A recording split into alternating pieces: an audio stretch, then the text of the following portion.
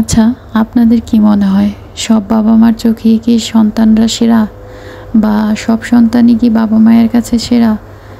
আমি তো বিশ্বাস করি না। অনেকেই হয়তো বলে যে বাবা মার চোখে সব সন্তানই সমান, কিন্তু আমি সেই দলে না গিয়ে আমি একটু অন্য দলে এসে কথা বলি। আর সেটা হচ্ছে, আমি নিজের চোখেও অনেক জায়গায় দেখেছি যে কিছু কিছু বাবা মা আছে যাদের কাছে আসলে এক একটা সন্তান তারা এক এক চোখে দেখে। যেমন একটা সন্তানকে একটু বেশি ভালোবাসে, আর একটা সন্তানকে কম ভালোবাসে।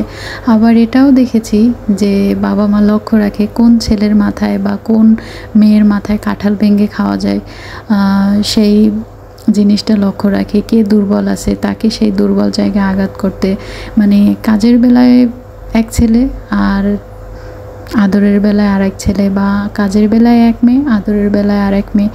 এরকম আমি অনেক বাবা মাকেই দেখেছি যে সন্তানকে তারা আলাদা আলাদা চোখে দেখে। এক সন্তানকে ভালোবাসে বেশি, আরেক সন্তানকে ভালোবাসে কম।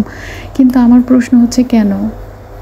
আমি যেহেতু মা, আমি নিজে মা হইনি এখনও, জাস্ট বোঝাচ্ছি।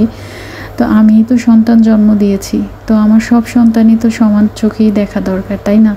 কিন্তু সেটা না করে অনেক বাবা মাই দেখি যে সন্তানকে দুই চোখে দেখে, মানে এক একটা সন্তানকে এক এক চোখে দেখে। যদিও আমি আলহামদুলিল্লাহ আমি সেই দিক থেকে অনেক বেশি ভাগ্যবান যে আমার বাবা মা আমাদের দুই ভাই বোনকে একই চোখে দেখে। আমিও যেমন আসমানের চাঁদ, আবার আমার ভাইটাও তেমন আসমানের চাঁদ। আর আমি দোয়া করি যেন সব বাবা মাই সেমভাবেই কাজটা করে, যে সব সন্তানকেই সমান চোখে দেখে। আদর, স্নেহ, ভালোবাসা, মায়া, মমতা সবগুলোই যেন সমানভাবে ভাগ হয়। এক ছেলেকে এক মেয়েকে ভালোবাসবে বেশি, আরেক ছেলেকে আরেক মেয়েকে ভালোবাসবে কম।